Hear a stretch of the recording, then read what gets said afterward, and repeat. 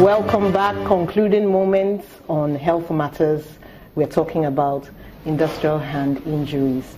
We've spoken a lot about the precautions a person should take, how he should be taught to use the machines and all that. But how about the workplace itself?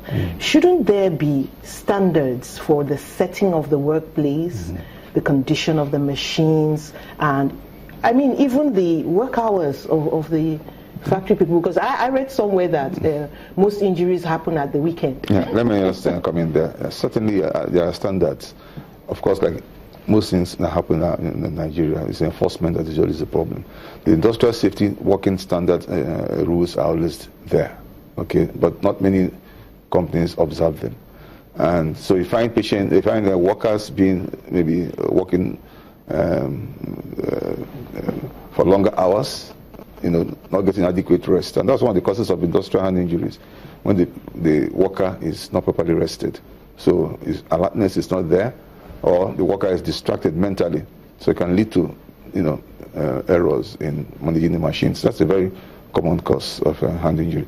So the safety standards are there, but they're not usually being observed. So that's one of the things we're preaching, that these standards be enforced. The companies make sure that these standards. You talked about protective gloves. They're very important, but not all industries do that. Them. Yes, let's quickly take this call from Bamidele before we continue this discussion. Hello, Bamidele. Hello, good afternoon. Good afternoon, Bamidele. What's your question? Yeah, my question is not actually a question, but more like a contribution. Okay. Just like in the construction industry that I am, so those injuries, the hand injuries are very common by maybe the workers are doing unsafe conditions, like on safe acts. Then mostly all these things really come together maybe due to the economic state of the country. So they actually do any jobs, not really minding what the condition is or what the act is in doing those jobs. Thank you. Okay, thank you. We keep coming back to... Yeah, let me just talk about that. Actually, that is the truth. Most of the hand injuries we see from industries come from casual laborers, okay? And they are employed without contract proper agreement. There are no obligations by the employees have little or no obligations to them. So when they have these injuries, they just bring them to the hospital, pay initial deposits, and then they just abandon them. Okay. So these people are poor people, they can't cope with the treatment, and that's why we're going to talk about insurance and all that stuff. Yes, insurance. How does this work? Because the NHIS, even though it's been put in place, not everybody is enjoying it, and it doesn't cover every single type of injury. So where is the money going to come from?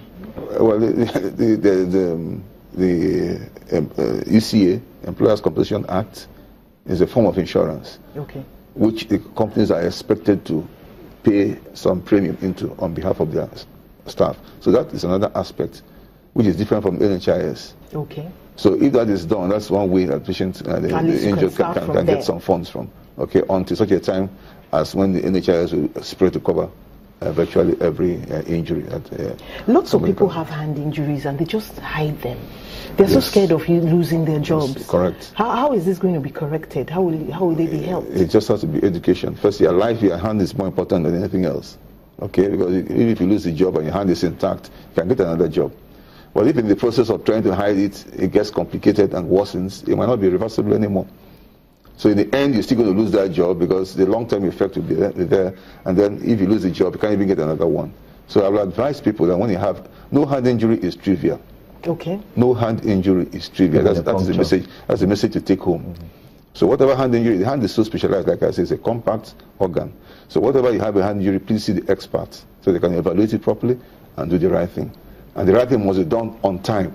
So the timing is very critical. Okay.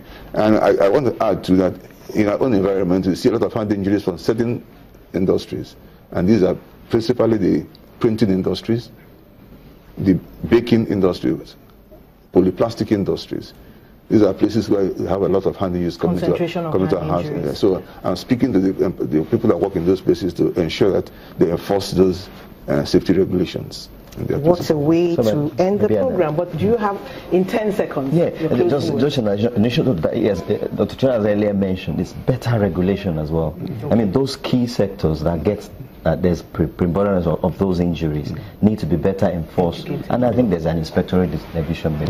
Thank you so much for coming to the program. We've come to the end of the program. Thank you so much for being with us and joining us on the discussion of hand injuries. You have a great day.